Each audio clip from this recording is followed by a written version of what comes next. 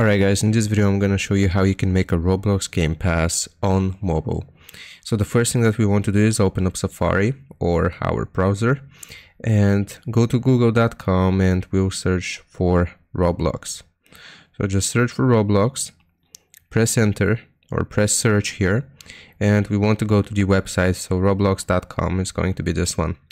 Now here it's going to prompt us with this, continue in app or continue in browser. We want to select continue in browser.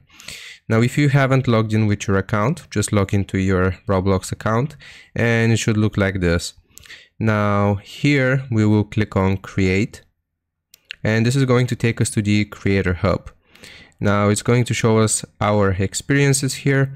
So we just want to click on the menu icon on the top left here and then we'll go into creations.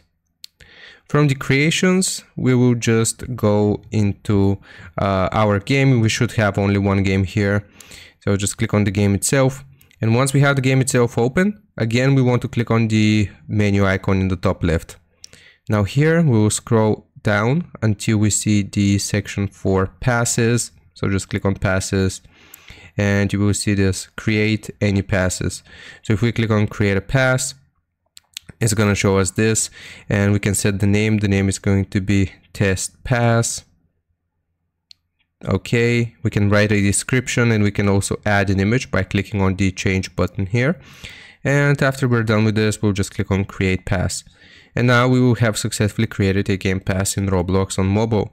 We can also click on here, you can copy the asset URL, the asset ID URL, new tab, and we can also check the analytics here. And that's basically how you do it.